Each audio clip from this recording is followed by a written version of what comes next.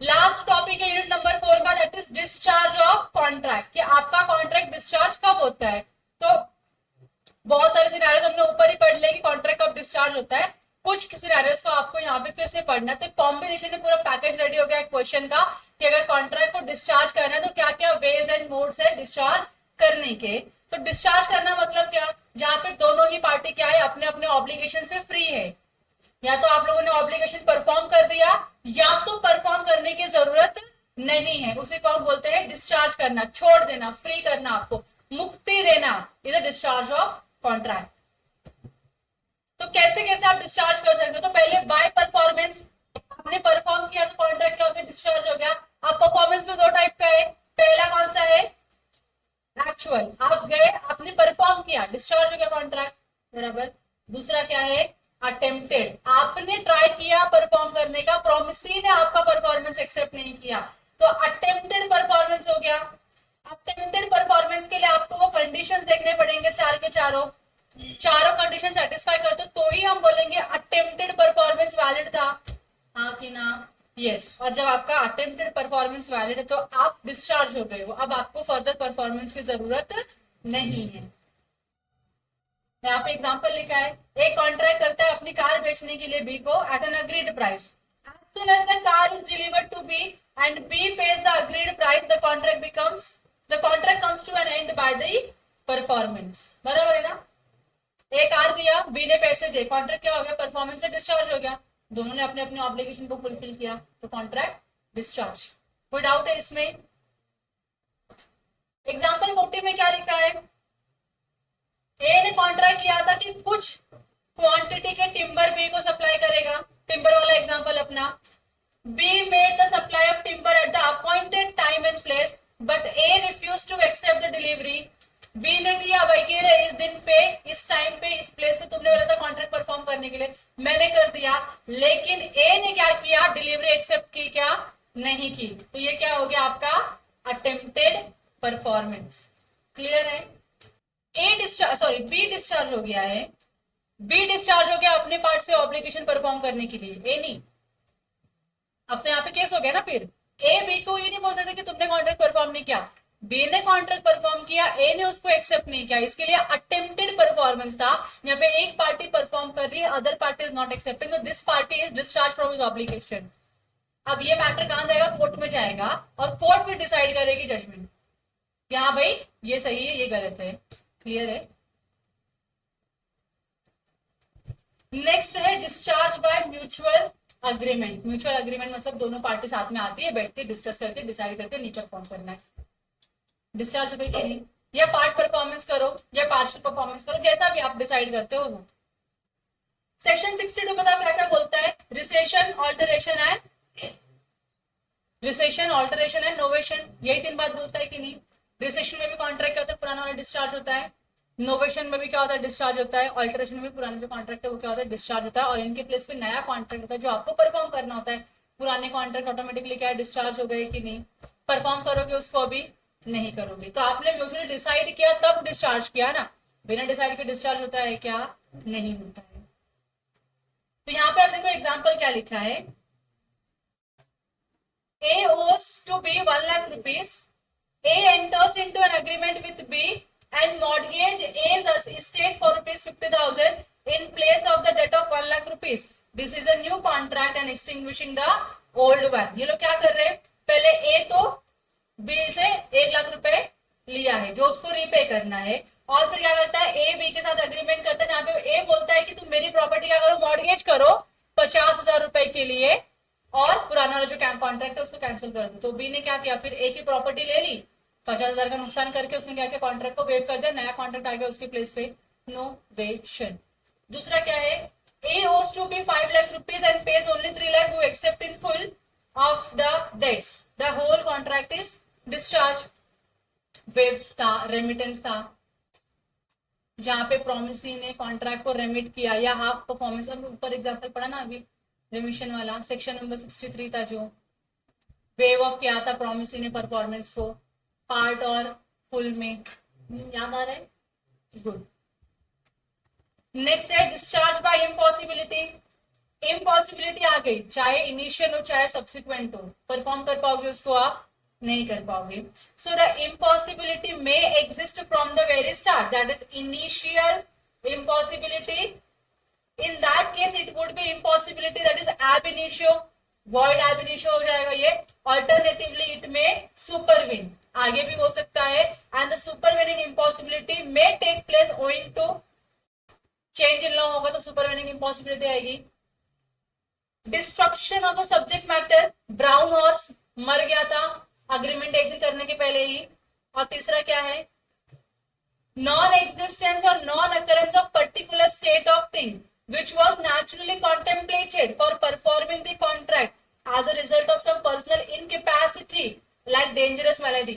मतलब कुछ तो ऐसा हो पर्सनली आपको कुछ तो करना था, लेकिन हो सकता था, लेकिन कुछ तो डेंजरस आ गया, फिर कुछ ऐसा सिचुएशन अराइज हो गया, उसको आप परफॉर्म नहीं कर पाओगे. पेंटिंग करना, मैंने बोला था मैं आपकी पिक्चर पेंट करूंगी, लेकिन मेरे हाथ कट गए, मैं ठाकुर बन गई हूँ. अब ब्रश क्या मुंह में रख के पेंटिंग करूँ या पैर में रख के पेंटिंग करूँ, मेरे को नहीं आता, वो टैलेंट नहीं मेरे अंदर. तो कॉन्ट्रैक्ट क्या हो गया? डिस्चार्ज हो गया.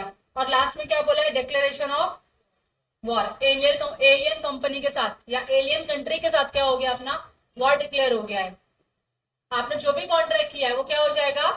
डिस्चार्ज हो जाएगा फॉर द टाइम बिंग. बराबर कि नहीं? You don't have to perform those contract. Section number 56 क्या था?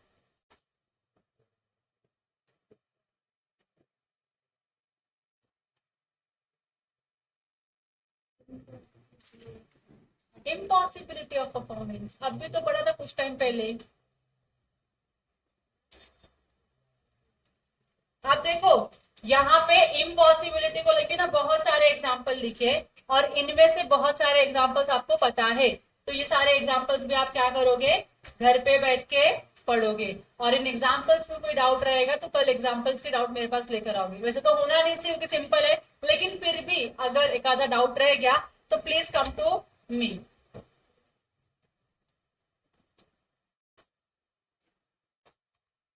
अब है next point, discharge by lapse of time. Time था कि भाई आपको कॉन्ट्रैक्ट 30 अप्रैल तक परफॉर्म करना है, आपने 30 अप्रैल तक परफॉर्म नहीं किया, आपने 5 मई को कॉन्ट्रैक्ट परफॉर्म किया, तो मैं बोलती नहीं भाई टाइम इंपॉर्टेंट था, आपने परफॉर्म नहीं तो कॉन्ट्रैक्ट डिस्चार्ज हो गया, मुझे परफॉर्म करने की जरूरत नहीं है. So a contract should be performed within the specified time as prescribed by the Limitation Act. If it is not performed and if no action is taken by the promisee within the specified time, the within the specified period of limitation, he is deprived of remedy at law. तो आपको पता है वो अपना, अगर आपके debtors हैं, आपको उनसे पैसे रिसीव करने हैं, तो आपको उनके ऊपर केस करना पड़ेगा. लेकिन केस करने का टाइम लिमिट क्या है? Maximum 3 years. जिस दिन से लेटर अराइज हुआ है उस दिन से 3 साल में आप केस करके पैसे रिकवर कर सकते हो. 4th ईयर पे जाके आप केस फाइल कर सकते हो क्या? पैसे रिकवर कर सकते हो क्या? नहीं. टाइम क्या हो चुका है आपका? लैप्स हो चुका है. कौन से लॉ के थ्रू? लिमिटेशन एक्ट के थ्रू. लिमिटेशन एक्ट बोलता है टाइम बार डेट है, अब आप इसकी रिकवरी नहीं कर सकते. लैप्स हो गया ना, डिस्चार्ज हो गया. अब ये जो डेटर था आपका जिसने आपके पैसे खा गए, अब आपको पे नहीं करेगा. क्लियर हो गया आप लोगों को? जो कम से कम बैठे हैं उनको समझ में आया? So if a creditor does not file a suit against the buyer for recovery of the price within 3 years from the debt becomes time barred and hence irrecoverable. कब 3 years कब से आपको काउंट करना है? जब से वो क्या होता है? Time barred. टाइम बार्ड होने के बाद 3 साल के अंदर अंदर you have to file a case. नहीं फाइल किया तो गए, कोई आपको पैसे की रिकवरी नहीं मिलेगा. हाँ तो क्लियर हो गया. और फिर उसके बाद है discharge by operation of law. मर गए आप लोग, मर गए, प्रोमिसर मर गया, उसका लीगल रिप्रेजेंटेटिव आया और डिस्चार्ज, कॉन्ट्रैक्ट डिस्चार्ज कर गया. A contract may be discharged by operation of law which includes death of the promisor or by insolvency. आप इंसॉल्वेंट हो गए तो भी क्या हो गया? आपका कॉन्ट्रैक्ट डिस्चार्ज. क्योंकि insolvent party can not enter into a contract, they cannot create a valid contract. इसके लिए कॉन्ट्रैक्ट क्या हो जाता है? डिस्चार्ज हो जाता है. Discharge by breach of contract. Breach of contract मतलब धोखा देना, कॉन्ट्रैक्ट को तोड़ना. आपने प्रॉमिस तो किया लेकिन परफॉर्म नहीं किया. तो जिस दिन आपने ब्रीच किया उस दिन से क्या होगा, आपका कॉन्ट्रैक्ट डिस्चार्ज हो गया। ब्रीच दो टाइप का होता है, एक एक्चुअल ब्रीच होता है और एक एंटिसिपेटरी ब्रीच होता है। ये दोनों ब्रीच क्या है, अगले यूनिट में आपको पढ़ने मिलेगा। दोनों ही ब्रिज आपको अगले यूनिट में पढ़ने मिलेगा। अभी खाली कुछ याद रखो, एक एक्चुअल ब्रिज करके कुछ होता है और एक एंटिसिपेटरी ब्रिज करके कुछ कॉन्ट्रैक्ट में होता है। ब्रिज हो गया कॉन्ट्रैक्ट का, तो कॉन्ट्रैक्ट क्या हो गया आपका, डिस्चार्ज हो गया। यहां तक क्लियर है। फिर उसके बाद प्रोमिसी में वेव और remit the performance of the promise पढ़ा था ऊपर, सेक्शन नंबर 63 में पढ़ा था ना आप लोगों ने, कि प्रोमिसरी चाहे तो कॉन्ट्रैक्ट को वेव कर सकता है, बोल सकता है प्रॉमिसर को कि मत परफॉर्म करो, या कैंसिल कर सकता है, रेमिट कर सकता है कि मत परफॉर्म करो इस कॉन्ट्रैक्ट को। या तो वो पार्शियल भी हो सकता है, या तो वो क्या हो सकता है, फुल कॉन्ट्रैक्ट को रेमिट या वेव कर सकता है। फिर सेक्शन 61 में पढ़ा ही आप लोगों ने, अगर आपने क्या नहीं दिया, प्रॉपर फैसिलिटीज अफोर्ड नहीं करके दिया प्रॉमिसर को, तो कॉन्ट्रैक्ट क्या हो जाएगा, डिस्चार्ज हो जाएगा by the non performance by the promisee. Section 67 अभी पढ़ा था वो ऊपर, प्लाई वाला, और कुछ काम करने का था, प्रॉमिसर ने क्या नहीं दिया, सॉरी प्रॉमिसर ने क्या नहीं दिया, फैसिलिटीज नहीं दी, मटेरियल्स नहीं दिए और कॉन्ट्रैक्ट परफॉर्म नहीं किया। मर्जर ऑफ राइट्स, ये थोड़ा इंपॉर्टेंट है, ये आप लोगों ने नहीं पढ़ा है। मर्जर मतलब क्या होता है, A plus B is equal to A B, ये क्या है, मर्जर है। दो एंटिटी जब साथ में आती है, तीसरी एंटिटी बनाती है, तो उसको हम क्या बोलते हैं, मर्जर बोलते हैं।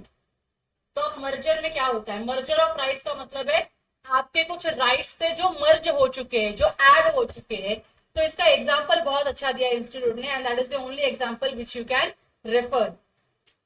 देखो, ए करके एक पर्सन है, उसने क्या किया है, लीज पे कुछ लैंड लिया है, इंडस्ट्रीज डेवलप करनी होती है, एमआईडीसी अपनी, एमआईडीसी में सबकी प्रॉपर्टी ओन्ड होती है क्या, सब लोग प्रॉपर्टी खरीद के बिजनेस करते हैं क्या, एमआईडीसी में इंडस्ट्रीज बड़ी बड़ी लगाते हैं, तो प्रॉपर्टी परचेस करके बनाते हैं क्या, नहीं। तो यहाँ पे मानो कोई मिस्टर एक्स है, जिसको एमआईडीसी में क्या करना है, अपना इंडस्ट्री सेटअप करना है, ठीक है, लेकिन उसके पास पैसे नहीं है जमीन खरीदने के लिए। तो उसने क्या किया, अब एमआईडीसी में जितना भी लैंड होता है सब गवर्नमेंट का होता है, तो उसने एक पर्टिकुलर प्लॉट जो है लीज पे ले लिया। लीज पे लेना मतलब भाड़े पे लेना। लीज भी कितने इयर्स का है, 99 इयर्स का लीज है, ठीक है। 99 इयर्स के लिए लीज ले लिया किसने, मिस्टर एक्स ने गवर्नमेंट से। अब 99 इयर्स तक ही can set up his business, industry and do whatever he wants to do in that property. इसके बदले में क्या देगा ये, तो इसके बदले में ये गवर्नमेंट को देगा रेंट, जो भी एक्स अमाउंट होगा वो देना पड़ेगा इसको।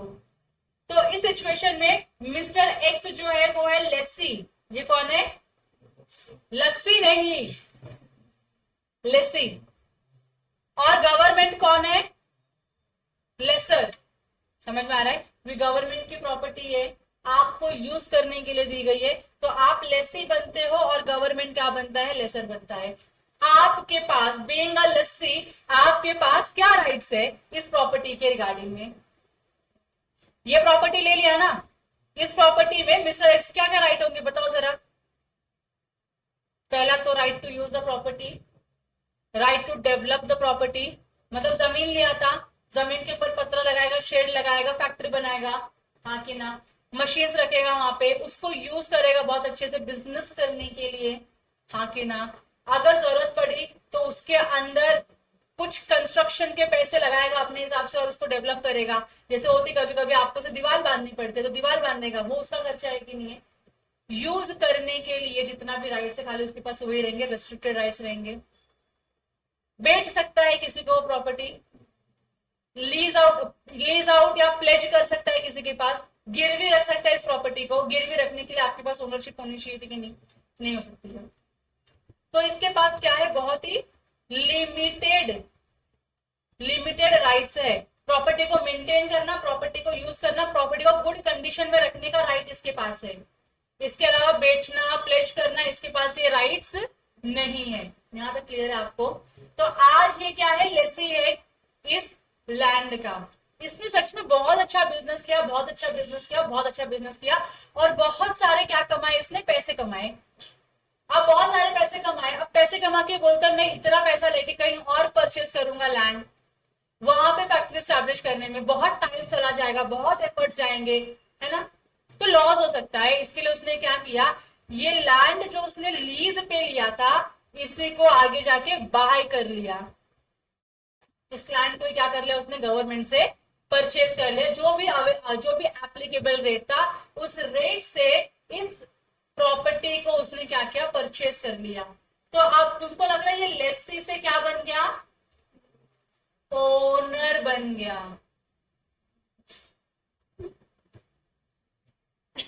क्या बन गया, ये ओनर बन गया ना इस प्रॉपर्टी का। अरे जिस प्रॉपर्टी को तुम खरीद लेते हो उस प्रॉपर्टी के तुम क्या बन जाते हो। तो इसने भी ये प्रॉपर्टी परचेस कर ली, पहले खरीदा था क्या इसने, पहले भाड़े पे लिया था, अब क्या किया इसने, खरीद लिया, खरीदने के बाद क्या बन गया इस प्रॉपर्टी का, ओनर बन गया। अब ये जैसे चाहे वैसे प्रॉपर्टी यूज कर सकता है, जो कंस्ट्रक्ट करना है कंस्ट्रक्ट कर सकता है, बेच सकता है, प्लेज कर सकता है, कुछ भी कर सकता है ना, मॉर्गेज कर सकता है, कुछ भी कर सकते हैं इस प्रॉपर्टी के साथ, कोई रोकेगा इसको नहीं। तो पहले इसके पास लिमिटेड राइट्स थे और जो राइट्स थे वो लेसी वाले राइट्स थे। अब इसके पास क्या आ गया, फुल राइट्स आ गए, फुल ओनरशिप वाले राइट्स आ गए इसके पास, प्लस अब ये क्या बन गया, ओनर बन गया इस प्रॉपर्टी का। हाँ कि ना, ओनर बन गया ना इस प्रॉपर्टी का। तुमको लग नहीं रहा इसका, अब क्या ये गवर्नमेंट को लीज का जो रेंट है वो पे करेगा, पे करेगा नहीं। लेसी के जो राइट थे वो इंफीरियर राइट्स थे, इंफीरियर राइट्स मतलब लोअर राइट्स थे। हाँ, अब ये ओनर बन गया इसी प्रॉपर्टी का, अब इसके राइट्स बढ़ गए ना, अब ये क्या बन गया, सुपीरियर राइट होल्डर बन गया, ओनर बन गया, इसके पास पूरे राइट्स आ गए ओनरशिप के। इंफीरियर राइट क्या हो गया, सुपीरियर राइट में आके मर्ज हो गया। लेसी का जो राइट था, जो एक रेंटेड पर्सन, जो टेनेंट होता है, टेनेंट का राइट किस में कन्वर्ट हो गया इसका, अभी ओनर के राइट में। टेनेंट से क्या बन गया, अब उस घर उस प्रॉपर्टी का मालिक बन गया है। ये समझ में आ रहा है आप लोगों को। तो इसका जो छोटा वाला राइट था वो इसमें मर्ज हो गया ना, अभी रेंट तो नहीं पे करने का गवर्नमेंट को। अच्छा, ऐसे खुद को तो रेंट नहीं पे करेगा, खुद के नाम पे प्रॉपर्टी लिया है, खुद का बिजनेस कर रहा है, तो खुद को रेंट देगा क्या वो, नहीं ना। तो इसके राइट्स क्या हो गए, मर्ज हो गए। इसके लेसी वाले राइट्स मर्ज हो गए, कौन से राइट्स में, ओनरशिप वाले राइट्स में मर्ज हो गए। तो अब इसको जो इसने लीज डीड बनाया था, जो इसने क्या बनाया था, लीज डीड, लीज अग्रीमेंट या रेंट अग्रीमेंट बनाया था, अब क्या वो वैलिड रहेगा, अब तो वो कैंसिल हो गया ना, क्योंकि अब लीज डीड कैंसिल होकर क्या आएगा यहाँ पे, सेल एंड परचेज डीड आएगा, क्योंकि परचेज कर रहा है सामने वाली गवर्नमेंट, सेल कर रही है, तो सेल डीड आएगी यहाँ पे। हाँ कि ना, समझ रहे आप लोगों को मैं क्या बताने का ट्राई कर रही हूँ। अब पढ़ो एक बार। A took a land on lease from B. Subsequently, A purchases that very land. मतलब A पहले भाड़े पे उस जमीन को लिया, बाद में उस लैंड को क्या किया, परचेज कर लिया। Now A becomes the owner of the land. क्योंकि आपने वो लैंड परचेज किया था, आप ओनर बन गए उसके। And the ownership rights being superior. Owner के राइट हमेशा यहाँ रहते हैं, टेनेंट के राइट कहीं यहीं कहीं नीचे पड़े रहते हैं। हाँ कि ना। Ownership rights being superior to the rights of the lessee, the earlier contract of lease stands terminated. Terminated मतलब cancelled, समझ रहे हैं आपको। तो जो लीज डीड था, जो लीज अग्रीमेंट था, या जो लीज वाले राइट्स थे, वो क्या हो गए, कैंसिल हो गए या मर्ज हो गए किसमें, ओनरशिप वाले राइट्स में। इसलिए इसको क्या बोला जाता है, इसलिए इसको बोला जाता है मर्जर ऑफ राइट्स। आप पहले, आपके पास पहले इंफीरियर राइट था, अब आपके पास क्या आ गया, सुपीरियर राइट आ गया है। समझ में आ रहा है। तो पहले वो आपकी गर्लफ्रेंड थी, तो आपके पास बहुत ही कम राइट्स थे उसके ऊपर, उसका आना जाना, खाना पीना, नहाना धोना आप कंट्रोल नहीं कर पाते थे। अब आपकी गर्लफ्रेंड से आपकी वाइफ बन गई है, तो अब आपके ऊपर उसका क्या आएगा, सुपीरियर राइट आएगा, हस्बैंड वाला राइट आएगा, खुले में घूम सकते हो। हाँ कि ना। गर्लफ्रेंड थी तो ऐसा हो सकता था कि आपके साथ छुप छुप के मिलना रहता था आप लोगों का, है ना। अब वो शादी होने के बाद क्या होता है, आपके राइट्स क्या होते हैं, बढ़ जाते हैं। शादी के पहले गर्लफ्रेंड बॉयफ्रेंड का इंफीरियर राइट, छोटे छोटे राइट्स, कम राइट्स, शादी होने के बाद वो क्या बन जाता है, सुपीरियर राइट, हस्बैंड वाइफ वाला राइट आ जाता है, बराबर के नहीं, इसी को हम बोलते हैं मर्जर ऑफ। देखो sometimes the inferior rights, inferior मतलब छोटा कम rights, and the superior rights coincide and meet in one hand, मतलब जिसके पास पहले इंफीरियर राइट था, आगे जाके क्या होता है, सुपीरियर राइट भी उसी के हाथ में आ जाता है, and the same person, in such cases the inferior rights merges into the superior right, and on merger the inferior rights vanish, जैसे मर्ज हो जाते हैं, जैसे a प्लस बी जैसे क्या होते हैं, ए बी होते हैं, तो ना ए बचता है ना बी बचता है, ये क्या आता है, नया एंटिटी ए बी आता है। सो ये क्या हो गया, इंफीरियर राइट मर्ज हो गया, इसके लिए वैनिश हो गया, and are not required to be enforce, आप उसको एनफोर्स भी नहीं करोगे। समझ में आ गया। तो लीज डीड साइन करने के बाद जब आप ओनर बन जाते हो सेम प्रॉपर्टी के, तो आपको रेंट गवर्नमेंट को पे करने की जरूरत नहीं है, लीज डीड फॉलो करने की जरूरत नहीं है, जो भी है वो आपका सेल डीड है जिसको आपको फॉलो करना है और उसके ऊपर काम करना है। ठीक है, क्लियर है यहाँ तक? यहाँ तक क्लियर है आप लोगों को? तो इसी के साथ अपना यूनिट नंबर 4 यहीं पे समाप्त होता है। धन्यवाद for your patience and time.